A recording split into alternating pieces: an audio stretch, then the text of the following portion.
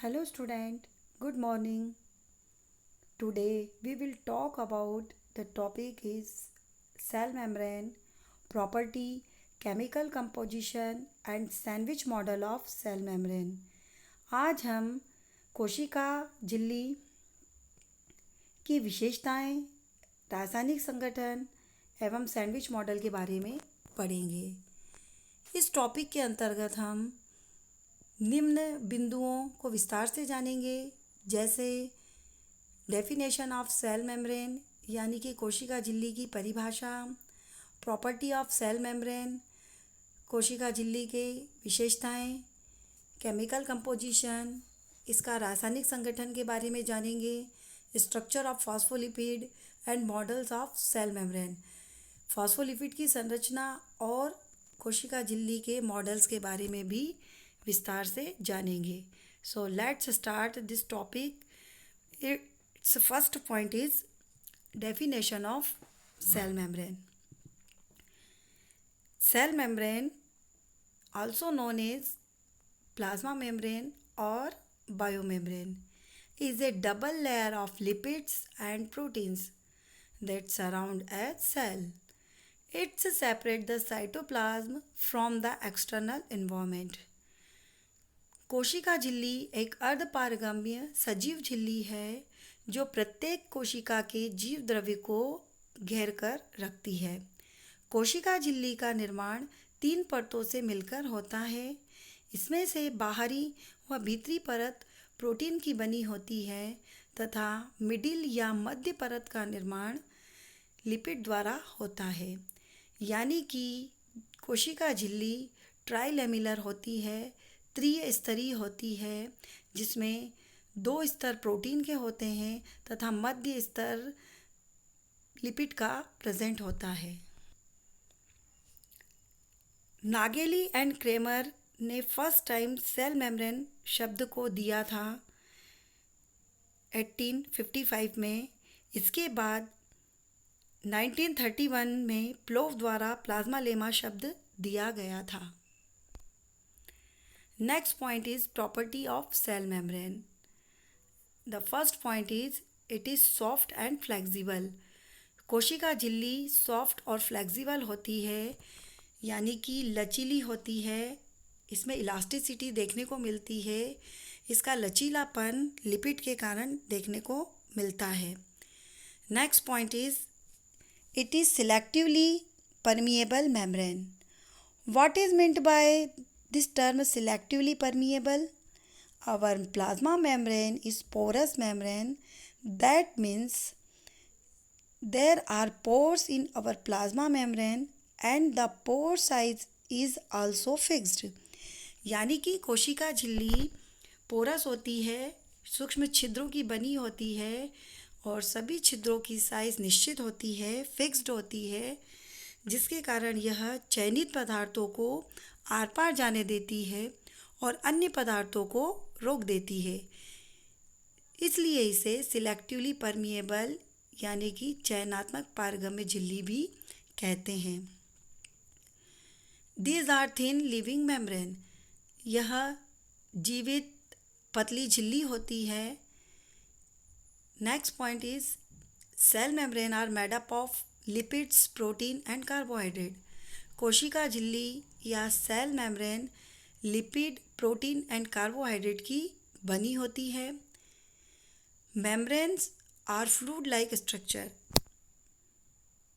कोशिका अर्ध तरल होती है। कोशिका झिल्ली अर्ध तरल प्रकृति की होती है।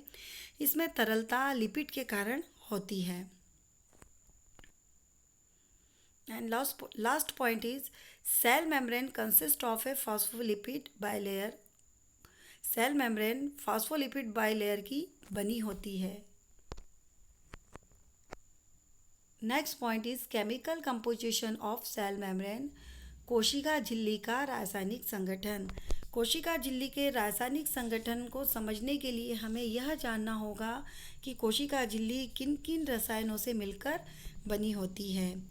All membrane made up of lipid, protein and carbohydrate. It's present of lipids and protein So it is called as lipoprotein membrane. Its components are following.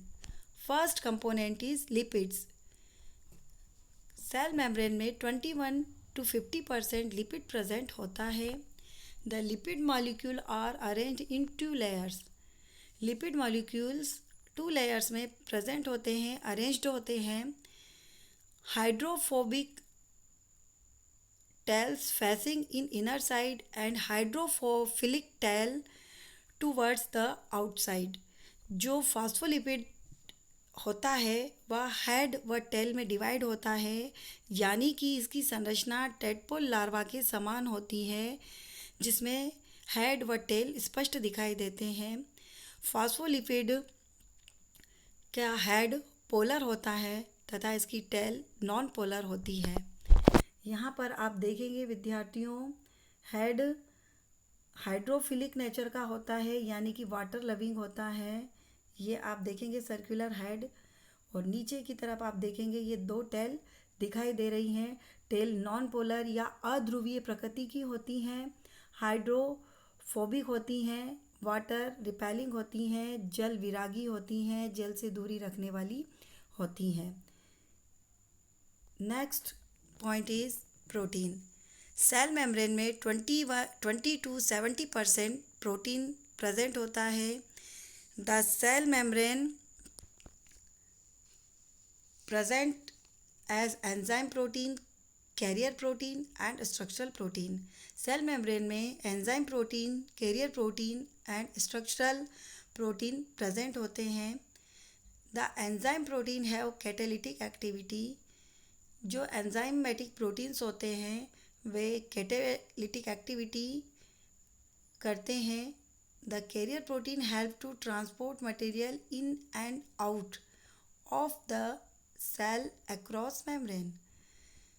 Career protein पदार्थों के आदान प्रदान का कार्य करते हैं तथा संरचनात्मक प्रोटीन कोशिका झिल्ली की संरचना बनाने में इम्पॉर्टेंट रोल प्ले करते हैं. The structural protein play an important role to form the structure of membrane. Plasma झिल्ली में मुख्य रूप से स्ट्रोमेटिन प्रोटीन पाया जाता है.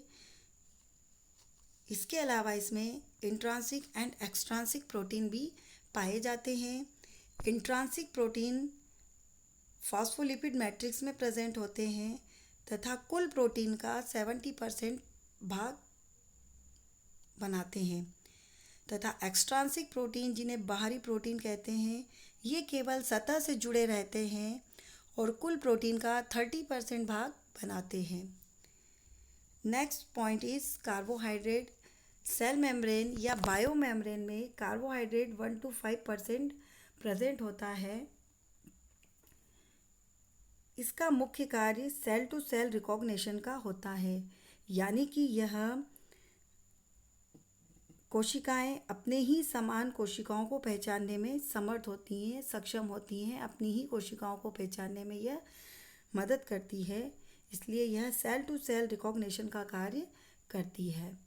इसमें कुछ % वाटर का होता है तथा कैल्शियम व सोडियम आयन भी इसमें पाए जाते हैं. साथ ही विद्यार्थियों आपको यह भी ध्यान रखना है कि इसमें लगभग 30 एंजाइम्स खोजे जा चुके हैं, जिसमें आरएनएज, कोलिन एस्ट्रेज एंजाइम मुख्य हैं.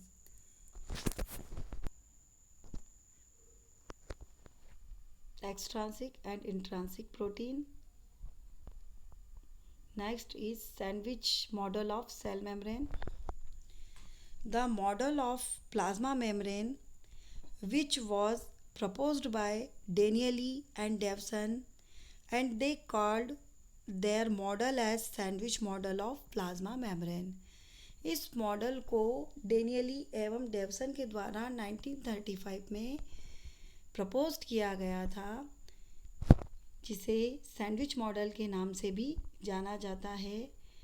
जिस प्रकार से सैंडविच में 2 ब्रेड की स्लाइस के बीच में आलू का मिक्सचर भरा होता है, आलू का मसाला भरा होता है, उसी प्रकार से सेल मेम्ब्रेन की संरचना में या इस मॉडल के अनुसार 2 प्रोटीन स्तरों के बीच में द्विस्तरीय फॉस्फोलिपिड का प्रेजेंट होता है और यह मॉडल देखने में सैंडविच के समान होता है, इसलिए इसे सैंडविच मॉडल नाम दिया गया है डेनियली एंड डेवसन के द्वारा।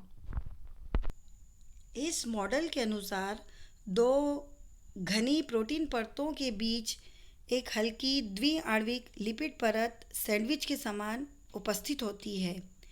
प्लाज्मा मेम्ब्रेन के तीनों स्तरों की थिकनेस 75 एंगस्ट्रॉम होती है, जबकि इसके तीनों स्तर की अलग अलग मोटाई यदि हम देखें तो external protein layer thickness 20 angstrom, middle phospholipid thickness 35 angstrom, inner protein layer thickness 20 angstrom. यानी कि यदि हम तीनों स्तरों की मोटाई को प्लस करें तो कुल मोटाई 75 एंगस्ट्रॉम होती है। इस प्रकार जो प्लाज्मा मेम्ब्रेन होती है या सेल मेम्ब्रेन है वह 75 एंगस्ट्रॉम मोटी होती है। यहाँ आप देख रहे हैं सैंडविच मॉडल का डायग्राम है यह। इसमें आप देखेंगे तो बाहर की तरफ आउटर सरफेस पर ग्लोबुलर प्रोटीन प्रेजेंट होते हैं। ये अल्फ़ा ग्लोबुलर प्रोटीन्स होते हैं। इट मीन्स इन्हें स्फेरिकल प्रोटीन भी कहा जाता है। आउटर और इनर सरफेस में प्रोटीन लेयर प्रेजेंट होती है और आप मिडिल लेयर में आप देखेंगे कि यहाँ पर द्विस्तरीय फॉस्फोलिपिड का प्रेजेंट होता है। यह फर्स्ट लेयर है प्रोटीन की फॉस्फोलिपिड की और यहाँ पर आप देखेंगे यह फॉस्फोलिपिड की सेकंड लेयर है। तो यहाँ इसमें आप इस चित्र में विशेष रूप से देखेंगे कि जो फॉस्फोलिपिड होता है उसका हेड प्रोटीन की तरफ प्रेजेंट होता है और टेल जो होती है टूवर्ड्स होती हैं, दोनों लेयर एक दूसरे के सामने प्रेजेंट होती हैं।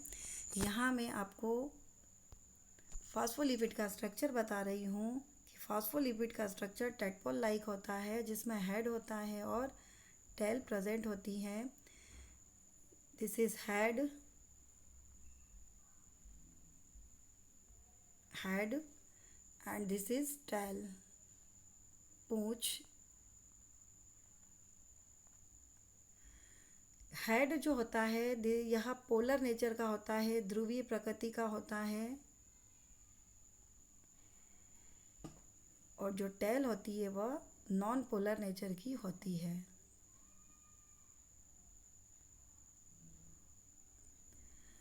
यानी कि जो फॉस्फोलिपिड है वह एम्फीपैथिक नेचर का होता है। एम्फीपैथिक नेचर से तात्पर्य यह है कि यह द्विरूपता दर्शाता है। फॉस्फोलिपिड का हेड हाइड्रोफिलिक होता है, वाटर लविंग होता है, जल स्नेही होता है और प्रोटीन से जुड़ा हुआ होता है, जबकि जो टेल होती है यह नॉन पोलर होती है, हाइड्रोफोबिक होती है, जल विरागी होती है, वाटर रिपेलिंग होती है, जल से दूरी रखने वाली होती है। इस प्रकार जो फॉस्फोलिपिड की संरचना होती है वह टेडपोल लार्वा के समान दिखाई देती है। तो यहाँ पर आप चित्र में यहाँ देखेंगे ये बाई लेयर फॉस्फोलिपिड का दिखाई दे रहा है। तो इस प्रकार डेनियल एवं डेवसन के मॉडल के अनुसार दो प्रोटीन स्तरों के बीच में द्विआण्विक स्तर फॉस्फोलिपिड का मौजूद होता है और यह देखने में सैंडविच के समान यह मॉडल दिखाई देता है, इसलिए इसे सैंडविच मॉडल नाम दिया गया है। अगले चैप्टर में हम प्लाज्मा मेम्ब्रेन के और डिफरेंट मॉडल्स के बारे में जानेंगे। Thank you.